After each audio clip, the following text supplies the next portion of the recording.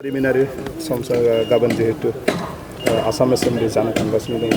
बिटिसिनि नैबे एसेम्बलियाव माबायदि साखाफारासो बेयो जों बिटिआरआव थाग्रा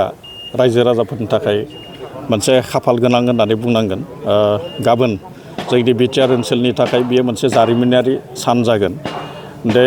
भारत उदांस्रि जानायनि उनाव आसामा आलादा रायजो जानायनि उनाव गिबि खेबनि थाखाय दिसपुरनि बाहेराव आसामनि जि एसेम्बलि सेसन बे सेसना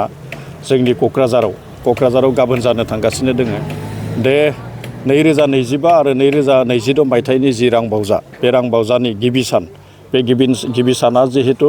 गभर्नरनि बिबुंथिनि गेजेरजों बियो जागायो। गाबोन बे हाबाफारिया जागोन। दा बियो जोंनि गमामायैनो बे जोंनि बिटिआर ओनसोलनि थाखाय जोबोद मोनसे रंजाथाव गोजोनथाव बेयो जोंनि थाखाय मोनसे हाबाफारि आरो बे हाबाफारिखौ जोङो जाफुंसार खालामनो थाखाय जोङो गासैबो बेवहाय साखाफारा जाबाय। जोङो नैबे गाबोननि जि सेसन बे सेसनखौ खुंनो हानाय इतिमध्य जोंहा थामथिमा जाजोब्बाय आरो बे जि मोनसे जारिमिनारि मोनसे एसेम्बलि बे एसेम्ब्लिखौ जोंनो नैबे क'क्राझार जोंनि बिटिआरनि जि बिटिसि एसेम्बलि हल बे हलाव जोंखौ खुंनो सुबिदा होनायनि थाखाय आं आसामनि गिबि मन्त्रि डक्टर हिमन्त बिश्व शर्मा आरो आसाम बिधान सभानि बुंथिगिरि बिथां बिश्वजित दैमारी आरो जोंनि बिटिसिनि गाहाय खुंगिरि बिथां प्रमद बर' आं बिथांमोनखौ साबायखर होदों। मानोना बेबायदि जाथाया जों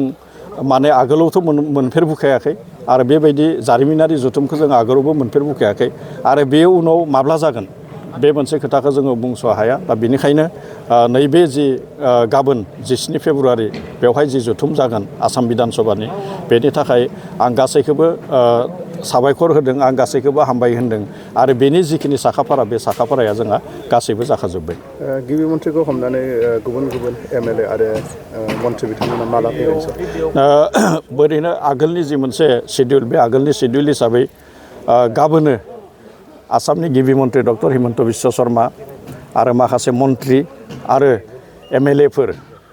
गासैबो दिसपुरनिफ्राय बासजों फैगोन आरो बासजों फैनानै जोंनि बे क'क्राझार सहराव मोनफैगोन। नाथायबा जोंनि आसामनि राज्यपाल रायजो बेंगिरि बिथाङा मैयानो सफैखाबाय आरो बिथांनि जिखिनि माखासे सिडिउल बे सिडिउल हिसाबै बिथाङा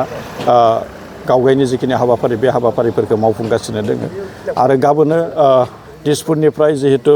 आसामनि गिबि मन्त्रि डक्टर हिमन्त बिश्व शर्माजों लोगोसे मन्त्रि आरो बिनि एमएलएफोरा फैगोन आरो बे हिसाबै नैबे क'क्राझारसिम सफैगोन आरो क'क्राझाराव सफैनायनि उनावनो बेवहाय जि मोनसे बिधान सभानि बा एसेम्ब्लिनि जि मोनसे सेसन बे सेसना बेवहाय जागोन। नाथायबा जोङो नुदोंमोन इन जेनेरेलि बे सेसना ओरैनो गुबुनाव जुदि जायालासेनो गावगायनि थाखानाय एसेम्ब्लि हलाव जुदि जायो बियो 9 रिंगानिफ्राय जायोमोन। नाथाय गाबोन समखौ जिहेतु दिसपुरनिफ्राय फैनांगोन समखौ सोलाय सोल' खालामदों आरो बेवहाय 11 रिंगायाव जि मोनसे बे एसेम्ब्लि सेसन बे एसेम्ब्लि सेसना थामथिम जागोन। एसेम्ब्लि सेसननि थाखाय थामथिम जागोन आरो आसामनि राज्यपाल रायजो बेंगिरि बिथाङा 12 रिंगायाव गावगायनि जि बिबुंथि बाजेट बा गावगायनि जि बिबुंथि बे बिबुंथिखौ 12 रिंगायाव होनायनि जि मोनसे गभर्नमेन्ट जि बिजनेस बे बिजनेसाव जोङो नुनो मोन्दों आरो बे हिसाबैनो गाबोननो हाबाफारिफोरा बिदि सोलिलांगोन होननानै जों मिजिंथिनो हायो। गिबि मन्थ्रियाबो गाबोन फैगोन नामा? जों आगोलनि जि मोनसे टाइम सिडिउल बे टाइम सिडिउल बायदियैबा गाबोननो फैनो गोनां, नाथाय सोलाय सोल' जादोंब्ला आं बेखौ मोनथिथ'वाखै। नाथाय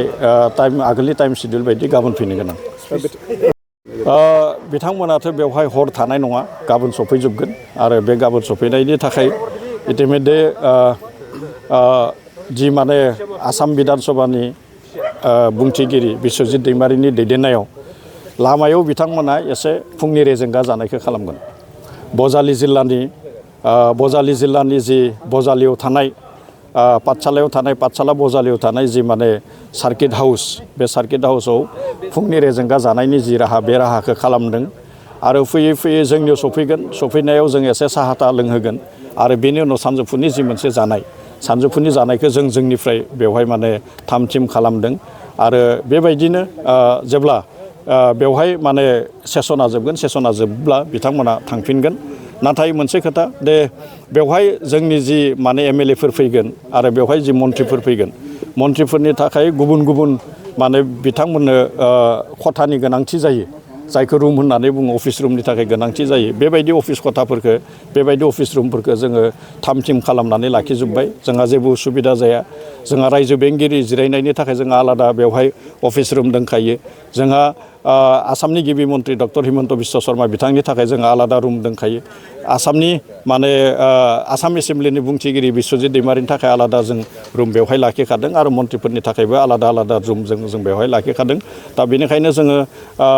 फंसेयै बुंनो हायो दे गाबोन जानो गोनां जि आसामनि जि 2025 आरो 2026 मायथाइनि जि रां बावजा बे रां बावजानि थाखाय जेसेबां माने साखाफारा जानांगौ जोङो साखाफारा जाजोब्बाय आरो बेखौ जोबोद मोजाङैनो जों खुंलांनो हागोन बे मोनसे जों आखा खालामनो हायो जिहेतु बड'लेण्डआव बा बिटिसिआव खुंफुंजागोन बे एसेम्ब्लि जथुम्माया गाहायै बिटिसि ओनसोलनि थाखाय बा रायजो राजाफोरनि थाखाय माबायदि खाबु जागोन बेवहाय जोङो मोनसे आसा खालामनो हायो स्पिकार्स इनिसियेटिभ बे स्पिकार्स इनिसियेटिभ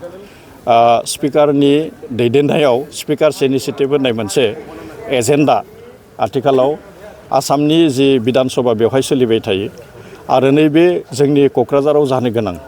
जि आसाम बिधान सभा बे आसाम बिधान सभायावबो गाबोनो रायजो बेंगिरिनि बिबुंथि जोबनायनि उनावनो बेवहाय माने स्पिकार्स इनिसियेटिभ जि मोनसे आयदा दोङो बे आयदायाव बेवहाय सावरायनो नागिरदों दे माने सिक्स सिडिउलनि अलराउन्ड डेभेलपमेन्ट बे अलराउन्ड डेभेलपमेन्ट सिक्स सिडिउलनि जे अलराउन्ड डेभेलपमेन्ट बे अलराउन्ड डेभेलपमेन्टनि सायाव बेवहाय माने हाउसआव सावरायलायनाय जागोन आरो बेवहाय सावरायनायनि उनाव जोङो मोजां फिथाइ मोनगोनखौ जों आसा खालामनो हायो मानोना बेबायदि माखासे बिदिन्थि दोङो स्पिकार इनिसियेटिभनि जि आयदा बे आयदायाव सावरायनानै बे उन्दै गथ'फोर लांखारनाय उन्दै गथ'फोरा उन्दै बैसोआवनो हाबा जानाय बेबायदि जिखिनि माने एन्टि ससियेल एक्टिभिटिसफोर उन्दैफोरखौ लानानै जायोमोन आरो बेनि सायावबो थांनाय समफोराव आसाम बिधान सभायाव सावरायदों आरो बेनि उनाव आसाम सरकारखौ बेनि सायाव जि मोनसे इनिसियेटिभ बे इनिसियेटिभखौ जोङो लानायखौ नुदों आरो थांनाय समाव जोङो नुदों दे आसामनि जिखिनि साहा बागानफोर दङ बे साहा बागानाव थाग्रा बिथांमोनखौबो लानानै आसाम बिधान सभायावनो सावरायदोंमोन आरो सावरायनायनि उनाव जों आथिखालाव नुनो मोनदों दे साहा बागान आसामाव थानाय खना खनला जिखिनि साहा बागान बेवहाय जिखिनि फारफ्रोमबो बिथिंनि जि मोनसे जौगानाय सोलोंथाइखौनो होन बिथांमोननि रांखान्थियारि जौगाथायनि बाथ्राखौनो बुं बे माने इनफ्रास्ट्राक्चार डेभेलपमेन्टनि बाथ्राखौनो बुं बे गुबुन बिथिङाव जिहेतु जौगानायनि जि मोनसे बिथांखि गरन्थ'खौ लानानै खामानि मावनायखौ जोङो नुनो मोन्दों आरो बै हिसाबैनो जोंबो बेखौ आखा खालामदों दे गाबोन बेवहाय सावरायनो गोनां सिक्स सिडिउलनि सायाव जि माने अलराउन्ड डेभेलपमेन्टनि सायाव सावरायनानै निस्सय जिखिनि बेवहाय सिक्स सिडिउलखौ स्ट्रेंथेन खालामनो गोनां दंबावो सिक्स सिडिउलखौ गोहो गोरासिन खालामनांगौ दंबावो बहाबा सिक्स सिडिउला दिनैनि समाव एसे माने लोरबां जानानै दोङो नामा बैफोरखौ बेवहाय सावरायगोन आरो सावरायनानै फैबाय थानाय समाव जोंनि जि सिक्स सिडिउल बे सिक्स सिडिउलखौ गोहो